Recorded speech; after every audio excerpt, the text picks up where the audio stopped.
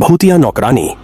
रात का समय था। पुराना और विशाल मकान हवाओं की आवाज के साथ मानो चीख रहा था। इस घर के हर कोने में एक अजीब सी ठंडक थी, मानो कोई अदृश्य शक्ति वहां मौजूद हो। अजय और उसकी पत्नी रश्मि अपने 2 बच्चों के साथ हाल ही में इस मकान में रहने आए थे। मकान काफी पुराना था और सस्ता भी, इसीलिए उन्होंने इसे किराए पर लिया। मकान के चारों ओर एक बड़ा बगीचा था, लेकिन उसकी घासें इतनी ऊंची थीं कि वह जंगल जैसा लगता था। घर के अंदर भी बहुत सारे पुराने सामान थे जो सालों से यहाँ रखे हुए थे।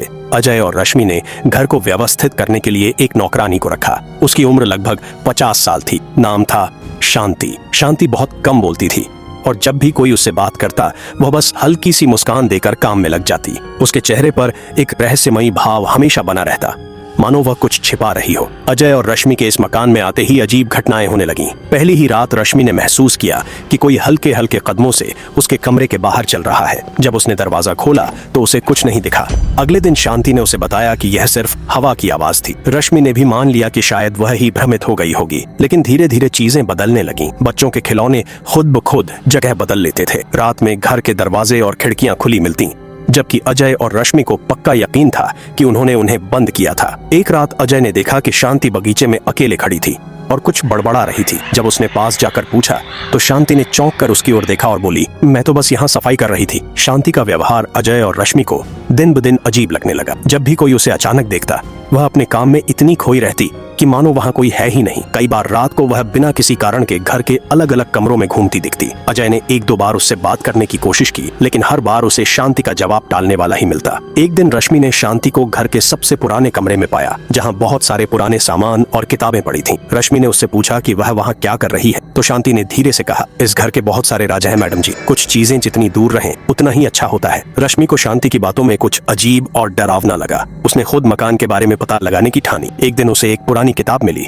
जो इस घर के इतिहास के बारे में थी। किताब में लिखा था कि यह मकान पहले एक अमीर जमींदार का था, जिसकी एक बेटी थी। वह बहुत ही सुंदर और नेकदिल थी, लेकिन कुछ साल पहले उसकी रहस्यमय तरीके से मौत हो गई थी। किताब में यह भी लिखा था कि जमींदार की बेटी की मौत का शक एक नौकरानी पर गया था। उस नौकरानी पर आरोप लगाया गया कि उसने अपनी मालकिन के साथ विश्वासघात किया और उसे मार डाला। जमींदार ने नौकरानी को जिंदा दीवार में चुनवा दिया ताकि उसकी आत्मा कभी मुक्त न हो सके। रश्मि ने जब यह सब पढ़ा तो वह हैरान रह गई। उसे समझ नहीं आया कि शांति का इस कहानी से क्या संबंध है। उसने अपने पति अजय को सब बताया, लेकिन अजय ने उसे यह कहकर टाल दिया कि यह सिर्फ एक पुरानी कहानी है और शायद उनका वहम है। लेकिन जल्द ही अजय भी शांति के अजीब व्यवहार को नजरअंदाज नहीं कर पाया। एक रात उसने देखा कि शांति उस पुराने कमरे में एक पुरानी तस्वीर को घूर रही थी, जिस पर जमींदार की बेटी की तस्वीर थी। उसके चेहरे पर एक अजीब सी मुस्कान थी, मानो वह तस्वीर से बात कर रही हो। जब अजय ने उससे पूछा तो शांति ने जवाब दिया, यह तस्वीर मुझे बहुत अच्छी लगती है, बहुत खूबसूरत है ना। रात के समय घर में अजीब अजीब आवाजें सुनाई देने लगीं।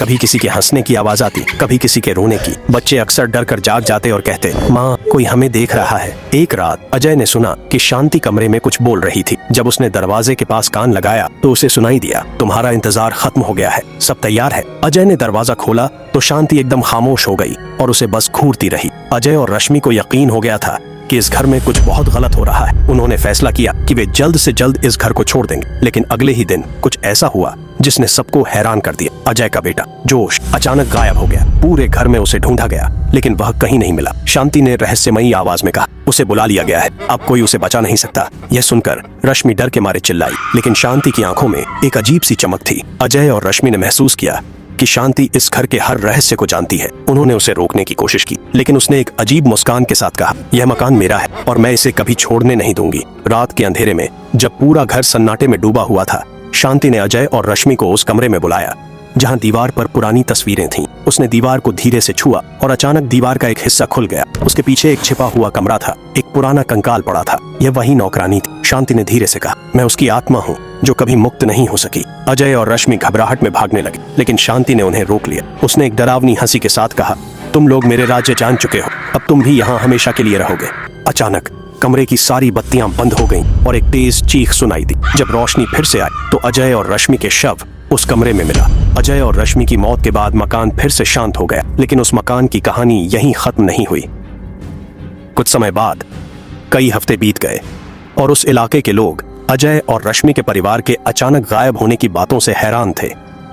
पुलिस भी उनकी तलाश में थी, लेकिन मकान के अंदर जाकर कोई भी कुछ हासिल नहीं कर पाया। एक दिन पुलिस के 2 अधिकारी मकान की जांच करने पहुंचे। मकान की दीवारों पर काली फफूंद और अजीब सी ठंडक उन्हें भी महसूस हुई। जब वे मकान में घुसे तो उन्हें एक रहस्यमयी बदबू का एहसास हुआ, मानो कुछ सड़ रहा हो। वे अलग अलग कमरों में जांच करने लगे। एक अधिकारी राजेश ने देखा कि एक पुरानी अलमारी से हल्की हल्की आवाजें आ रही थीं। उसने दरवाजा खोला तो उसके भीतर उसे एक पुरानी सड़ी गली डायरी मिली। उस डायरी पर धूल जमी हुई थी, लेकिन उस पर एक नाम लिखा था, शांति। राजेश और उसका साथी डायरी को लेकर बाहर आए और पढ़ने लगे। डायरी की शुरुआत में ही लिखा था, यह घर मेरा नहीं है, लेकिन मैं इसे छोड़ नहीं सकती।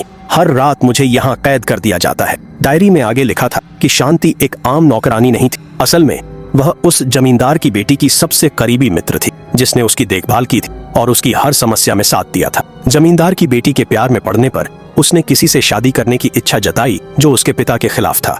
जब उसके पिता ने उसकी शादी को नकार दिया तो शांति ने उसका साथ दिया और उसे भागने की योजना बनाई, लेकिन उनकी योजना सफल नहीं हो पाई।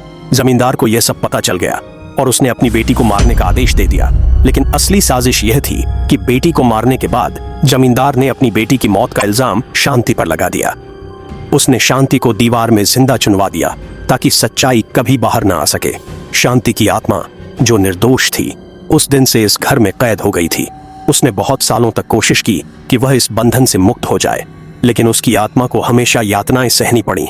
हर बार जब कोई नया परिवार उस घर में आता तो उसकी आत्मा दर्द और बदले की आग में जलने लगती। डायरी के अंत में लिखा था, जो भी इस घर के राज को खोलेगा उसे मेरी कहानी पूरी करनी होगी, लेकिन जो इस सच्चाई को जानने के बाद भी यहाँ रहेगा वह कभी भी मुक्त नहीं होगा। राजेश और उसके साथी को यह पढ़कर बहुत डर लगा। उन्हें लगा कि इस मकान के भीतर और भी बहुत कुछ छुपा हुआ है। उन्होंने तय किया कि वे फिर से उस कमरे की जांच करेंगे जहां वह छिपा हुआ कंकाल मिला था। जैसे ही वे कमरे के अंदर गए, वे दीवारों पर हाथ फेरने लगे। अचानक एक दीवार पर हल्की सी दरार दिखाई दी। उन्होंने उस दरार को तोड़ा और उनके सामने एक सीक्रेट कमरा खुल गया। कमरे के अंदर एक छोटा सा आंगन था और उसके बीच में एक पुराना कुआं था। कुएं के पास कुछ पुरानी हड्डियां और जंजीरें पड़ी थीं। वह दृश्य इतना भयानक था कि दोनों अधिकारियों के होश उड़ गए। वे तुरंत मकान छोड़ने की कोशिश करने लगे, लेकिन तभी दरवाजा अपने आप बंद हो गया। कमरे में ठंडी हवा चलने लगी और शांति की आत्मा प्रकट हो। शांति की आत्मा ने एक ठंडी और खौफनाक आवाज में कहा, तुम लोग यहाँ क्यों आए हो? क्या तुम्हें पता नहीं कि यह मकान मेरा है? जो भी यहाँ आता है वह यहाँ से कभी नहीं जा सकता। राजेश ने डरते हुए कहा, हम तुम्हारी सच्चाई जानना चाहते थे। हम चाहते थे कि तुम्हें न्याय मिले। शांति की आत्मा ने एक भयानक हंसी के साथ कहा, तुम भी उन सभी की तरह हो। मुझसे न्याय की बात करोगे और फिर भागने की कोशिश करोगे, लेकिन अब बहुत देर हो चुकी है। तुम भी इस मकान का हिस्सा बनोगे। इसके बाद कमरे की दीवारें लाल रंग से ढक गईं और जमीन पर खून के निशान उभरने लगे। राजेश और उसका साथी जितना भागने की कोशिश करते, वे और उलझते चले गए। अचानक उनके पैरों के नीचे से जमीन खिसक गई और दोनों उस कुएं में गिर गए। कुएं से चीखें गूंजने लगीं और फिर चारों ओर अंधेरा छा गया। कुछ हफ्तों बाद राजेश और उसके साथी की लाशें मकान के बगीचे में पाई गईं। उनके चेहरों पर वही डरावनी चीखों के निशान थे जो शायद उन्होंने अपनी आखिरी घड़ी में देखी थी। उस मकान को अब पुलिस ने सील कर दिया, लेकिन उसकी कहानी आज भी लोगों के दिलों में जिंदा है। रात को उस मकान के पास से गुजरते हैं, उन्हें एक औरत की धीमी आवाज सुनाई देती है जो कहती है, यह मकान मेरा है और यहाँ जो भी आएगा वह यहाँ का हो जाएगा।